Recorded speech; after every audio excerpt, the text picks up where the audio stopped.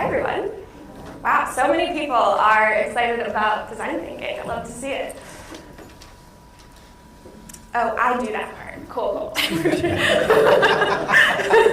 like, come on, guys, slides, next slide. All right, well, that was a great intro, so I'm not going to talk about myself too much, but I will say that I'm the new founder of BPD Strategy, and I have been obsessed with design thinking since college.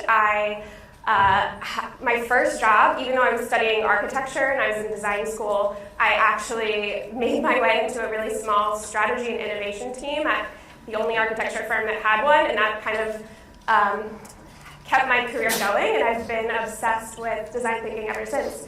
So now I'm going to make you all obsessed too. You're all going to be obsessed with design thinking.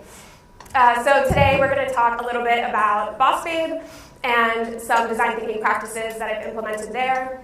I'm going to tell you a couple of problems that I think creators have and how design thinking can solve that. So raise your hand if you know what design thinking is, or you're interested in design thinking. Maybe you've heard of the word design thinking. Okay, and keep your hand up if you feel like, oh, this is a buzzword. I know this buzzword.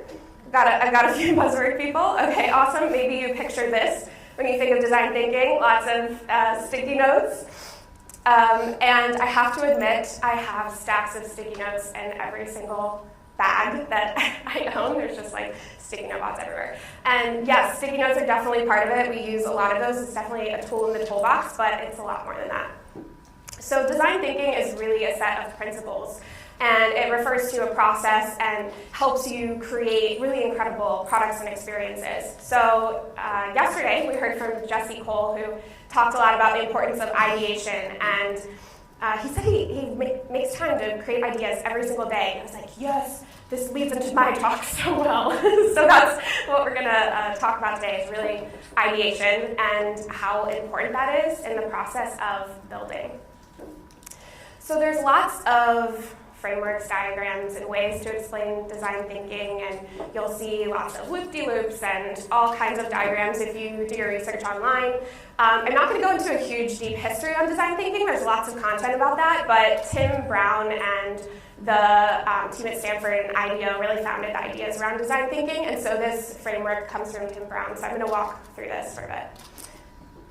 Okay. So yesterday we also talked about Target, and I'm not going to talk about tripping children, but I'm sure many of you can relate to when you go into Target and you're like, okay, I need some toilet paper, and also I'm going to pick up some sunscreen. That you walk into Target and then you leave with like a bathing suit, a frying pan, like way too much peanut butter, and all of a sudden you have a full cart of things, and you leave Target.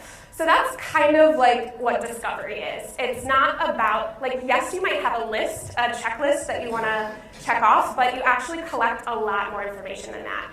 So it's about getting as much information as possible from your customers and really understanding what they care about and what their problems are and what their challenges are. And that might mean you're doing interviews, or you're scraping the internet for everything you can find, and you're doing competitive research. But it's all about collecting as much information as possible. And you'll see me do this with my arms a lot today, and that's because this is really all about collecting as much. So this is like, we're in Target, we're collecting all the things. At the next stage, you get home and you're like, wow, what have I done? There's a lot of things from Target here. And you start grouping it into lots of different piles and categories. And you can group it in lots of different ways. It might be by the area of the store that you got it from. It might be where it belongs in your house. It might be by the color of the object, per se.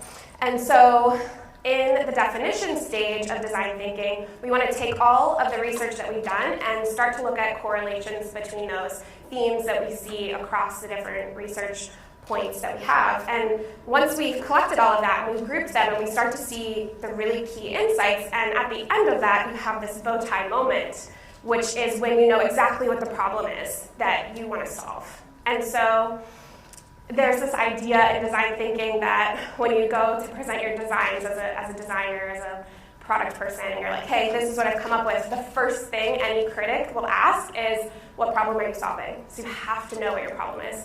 So this is the formula that I use all the time. So what does your customer need? And why do they need it. It's really important to understand the why. So at that point, now that you know what your problem is, you're ready to do the ideation stage and come up with as many ideas as possible and really develop your solution. And again, we're like wide arms here. We want to collect. We're not collecting lots of things this time. We're putting lots of things out into the world. We're creating as many possibilities as possible. After that, we start to come together and then converge again, where we're thinking about, okay, we have all of these different ideas. Which one is the best one to put forward? And we're going to start to prioritize them. And I'll talk more about this in a bit with some examples. But at this point, you should have many, many ideas, and then you're deciding, okay, these are the 2, 3, 4 things that I actually want to experiment with. So design thinking is really about this continuous experimentation process where you diverge your thinking and then converge into a decision point or an insight and understanding. So let's take a look at an example. So I joined Boss Babe about a year ago as our head of product, and when I joined, I inherited our membership. And so this, I know some of you will be curious, is a WordPress membership, or our membership is built on WordPress. And so I had this website, and I had some data, but not a ton, about who was in there. We have thousands of members, and so my first step was, remember, diverge. I'm in Target. I want to collect all the things. So I'm like, how can I possibly learn as much as I can about our members and their experience? And so our team set out, and we did over 20 interviews with different members in our audience. You might be thinking, well, thousands of members, like 20 interviews, that's not good enough. But you actually start to see trends at 4 to 5 interviews. And think about that per kind of type of customer or per persona. And so in our membership I didn't really know how many personas we had. So part of this was like trying to understand who was actually in our membership. And it turns out, coming out of this research, we're like, okay, there's 3 clear groups of different types of people we have. And that's why we did over 20. We also ran a survey to our entire member base, and we looked at community posts for the past 6 months to see, okay, what are the themes? What are people asking the most about? What do they want help with? What are their pain points? What are their challenges? And to give you a visual of what that analysis phase looked like is on the left-hand side, you're seeing all the sticky notes that are in little groups. Those are the insights we had from every single interview. So each pod of sticky notes is a different interview. And then on the right-hand side, you're seeing how we mapped them into lots of different categories and pulled insights out of those. So some examples are listed here. And one of the key themes that came out of our research is that our members really wanted better ways to find connection. And they were saying, hey, we have members all over the world. So like, hey, I actually live in the UK and I want to know who else is in the UK. Or I just started my coaching business and I want to meet other people that are also just starting their coaching business. So they were telling us about, I want to know people by the geographic location, by their business stage, and by their business type. And there wasn't a really great way to do that. Our community is on Facebook. And so there's not a great opportunity on Facebook for to be able to filter members very easily, especially when you have thousands of people. So our problem, our bow tie moment, was that women entrepreneurs need a way to find other women entrepreneurs by location and business stage because they desire connection, accountability, and mentorship. So we had our bow tie moment, and then I was like, time to do a workshop, which is my jam. I love workshops. And we all came together, and I know that we had over 100 different ideas because I then took all those sticky notes on the windows and put them in a spreadsheet. So there was over 100 ideas. And at that point, okay, you can come up with all these different ways. And remember, we were looking at our bow tie problem, right? This is the problem we're going to solve. Let's come up with as many ways as possible to solve that problem. And then we wanted to actually prioritize these and decide which ones we want to pursue and develop. And so we do something called dot voting, which has a bad reputation in the design world sometimes because, first of all, you don't want the CEO to go first. Because if the CEO goes first, especially if you have a small team, then all your team's going to be like, yeah, that too, I agree, right? And so you always hold them back. You say like, hey, leave the room, and then talk the team into being like, hey, really vote for what you believe in here. So that is kind of the nuance of doing it in person. But what you're seeing here is actually a different exercise that we did for a different problem. And using the tool Miro, we were able, S-M-I-R-O, we're able to, each person can vote, and then you see the votes afterwards. So technology really helped us in that instance. But dot voting gets a bad reputation because sometimes we're like, okay, well, this was the thing we voted for, so let's go with that. But that's not good enough. We need to think about how to prioritize ideas based on their customer value, which is the most important, business value, and how hard it's going to be to actually implement. We have a formula we like to use for this, and you can actually double the customer value score because that's how important it is. So we ended up launching a community pilot. So I mentioned earlier that we were on Facebook, and we set up a new instance of our community on a different platform, and we invited 80 members. So remember I said that we have thousands of members, and we only invited 80. And the reason we did that is because we really wanted to create a small container to test this concept and idea. And if any of you get Boss Babe emails, there might be a couple of you, you know we send a lot of emails, like too many emails. And so we sent one email. It was from me. I was like, hey, I'm running a community pilot. If you're interested, this is what it's going to be like. Join here. And 75% joined and watched the introduction video and created their profile in less than 24 hours. And these are busy entrepreneurs. So that really validated our idea, like, oh, they're just so eager to have a new community experience that that's how quickly they signed up, right? So you might be thinking, like, okay, Facebook sucks, that's obvious. That's an obvious solution. But what wasn't so obvious about it was the nuance of the different types of filtering that we wanted to allow them to do, to be able to really experiment with different event types that answered some of the questions and things that they brought up that we saw in our initial research. So all the way going back to that first research we did, it really ties into how we designed even the smallest of details in the community experiment. So let's take a look at another example that's a little less polished. So Boss Babe has been around for years. I already have a huge membership. But I just launched a newsletter in January, and I'm still trying to find product market fit. And I wanted to show this example because I think that as creators, we can apply a lot of the design thinking methods to even a newsletter product. So I'm going to share with you how I'm doing that. So first of all, I'm really at this stage. I've done my research. I am coming to the stage where I'm like really in a testing phase. So that kind of looks like a loop. So even though this double diamond framework looks like it's a very linear process, we actually want to loop back around over and over, and it should be fast iteration. So it's not linear. We should be kind of going in and out of experimentation throughout the whole thing. And there's always going to be stages where you actually want to go do some more interviews or run another survey to learn a little bit more. And so it doesn't have to be so go through this step-by-step process. You can actually loop back. So one of the things I have done is so after I had sent 16 newsletters, and 14 of them had new essays in them. And around 12 of them, after I had sent 12, I did this exercise. So what you're seeing is a screenshot of ConvertKit and a screenshot of my website analytics next to each other. And I wanted to see, okay, which ones were the best performing, which ones were the worst performing. So I'm looking at open rate, click-through rate, unsubscribes. And I forgot to caveat that I'm not a newsletter expert, but this is how I'm thinking about how I can look at the insights and data that I'm getting to better improve my product, which is my newsletter product. So the essay that performed the best had a correlation to the most page views as well on my website, which is interesting because my website's been around for years, but this newsletter article just was sent a few weeks ago, which means it was shared. And when something's shared, that tells me that it's highly valuable or contrarian.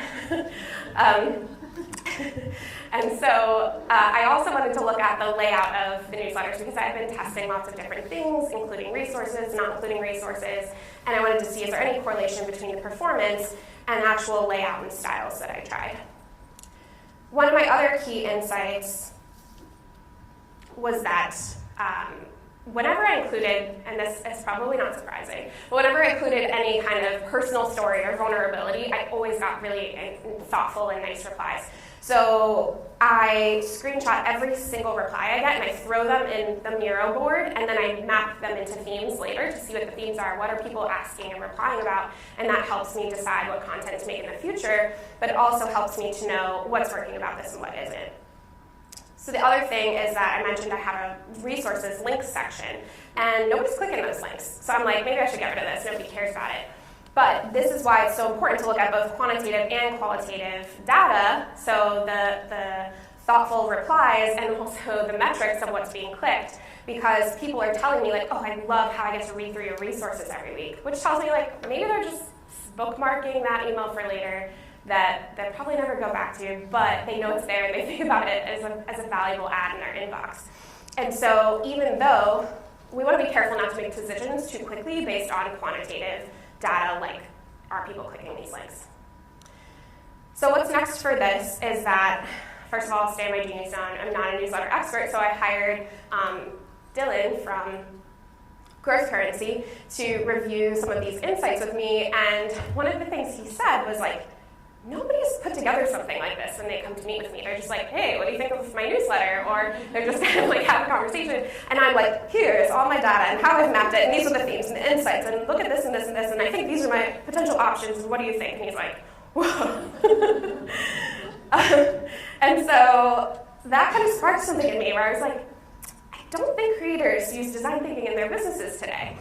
And I'm going to talk about it in a few minutes, but I did some research. I put some ideas out there. I'm like, who's using design thinking? And I didn't get many results. So let's get into the problems. So the first problem, and this might sound a little funny, but creators are creative, which means we're like, oh, I have lots of ideas. I was walking in yesterday with someone, and I was like, oh yeah, I love to help people with ideation. She's like, oh, I've got a lot of ideas. And I was thinking, oh yes, but have you validated them? Have you talked to your customers? And so we often kind of skip over this because we're like, oh, I have lots of ideas. And we jump straight from creating choices into making choices, which might not seem so bad. So we're like, yeah, we got great ideas. But when you look at it in this diagram, it's like, oh no, we're jumping all the way to the end without having validated that problem or really doing the research to understand what the problem is and coming up with lots of choices. So how many of you have had a great idea in the shower that you then developed, or in the middle of your sleeping and you come up and write an idea? I see some hands. Yeah, a lot of you, right? And hold your hands up with how many domains you own. Too many? I've seen this. So that's okay. I mean, I do this too. And then we've got Austin Kleon's book. We're like, yeah, I'm stealing like artist. I'm going to use that template. I got this. I know what I'm doing. But just remember that when you look at this diagram, a lot of that comes at that very end. And it's okay to have these ideas, but we should do them a little bit earlier in the process. So I'm going to talk about my friend Austin, which is in the back. Hi, Austin.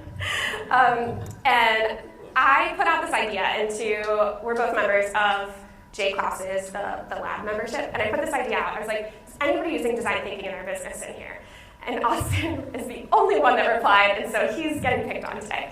But he shared that he spent over 250 hours developing a course about freelancing, and he has a business called Freelance Cake, and his first version of this course, and it had less than 10K in sales. And he was like, I'll never do that again. I'll validate an idea. I'll always co-create with my community from now on. So he learned that lesson early in his business, and I'll share more about what he did next in a little bit. But this is the risk, right, of saying, I have this great idea, I know it's going to work, and then putting all this effort into it without actually seeing what the result is going to be. The second problem is that we didn't become creators to create a world of sameness, right? Yesterday when Jesse was talking about all these different ideas that he could come up with in the banana business, and baseball, and he's like, we're doing all of these crazy things and coming up with these wild new ideas. But creators are often, using every single formula and template out there, right? We are, and I'm not saying that virality is not important. It totally is important. But the thing that you're making go viral, that is the thing that needs to be uniquely you. And I felt like this was kind of a hot take to share here. But then last week, Jay tweeted this, and I was like, yes, validation, because he said he wants to get back to creating for creating's sake without much worry for the performance of the tweet. And so I've been thinking about this problem and how can design thinking actually solve this for creators? So one of the methods we use in design thinking is to pose the question, how might we? So remember our bow tie moment, right? We have our problem. And now we ask ourselves, how might we solve this problem and reframe that problem as lots of opportunities and come up with many possible choices. So another example from Boss Babe, we were looking into, we noticed that a lot of our members struggled with early business fundamentals. And we're like, how can we possibly solve that problem? And so we came up with lots of choices, and then we grouped them into themes and categories and decided from there which one we wanted to focus on. So a few examples of how might we statements are, how might we foster an environment where women entrepreneurs are able to get ongoing peer feedback, and how might we allow women entrepreneurs to use a chatbot to answer fundamental business questions within our community. So those are some examples. And I did this exercise for this talk today. So I asked myself, how might we use design thinking methods as creators? And what I came up with is the biggest opportunity is to co-create with our communities. So we're going to go through 4 examples really quick. So the first one is our live beta program. So everybody remember Austin? He spent 250 hours on the course. He shared that his next time he put something together, he put something out in his newsletter, and he described his exact buyer for the idea of the product he wanted to create, the program he wanted to create. He was like, here's your list of things that you have. If you do, I'd love to have a conversation with you. And when he said that, he got some replies. He was able to set up interviews with these folks, and then he developed and wrote a sales page using their words. So this is a quote from Austin. It's worth noting I left much of their words and phrasing intact to write up the offer. So he basically said, hey, buyer, are you out there? If you are, sign up at this link. And then they signed up, and then he was able to interview them, understand their challenges and pain points, which helped him craft a sales page of a program. And then when he actually brought some of those people into the program, he was able to shape that program throughout and co-create it with them, so that if he wanted to decide, okay, this idea is validated, and I enjoy leading this program, then I'm going to be able to sell it, and I know that it will hit better because I actually, co-created it with the people that are going to buy it. Another example is in Jay's community. He co-creates all the time with us. He runs shared focus sprints, and he often asks us, like, hey, these are the 3 different tracks I'm thinking about. What are you all interested in learning? So he is asking us what we're interested in, and we're having discussions. And I would say, he doesn't always say, like, oh, okay, this was the most popular answer. He's looking at the conversations we're having. He's pulling insights from the pain points we're sharing, because a lot of times people will be like, oh, I would love to focus on content runway because, and they say, like, this is what's happening in my business, and he might read that and say, like, oh, actually, you know what, there's a better way to another focus sprint that we could do that's going to solve this problem. So it's not necessarily, anybody know the Henry Ford quote? Like, if you ask people what they wanted, yeah, season 9. If you ask people what they wanted, they would have said a faster horse. Okay, but that quote is like sharing with us the core pain point. I want to get somewhere faster. So when you ask and co-create with your community in a forum space, and you might say, like, hey, what do you actually want to get out of this?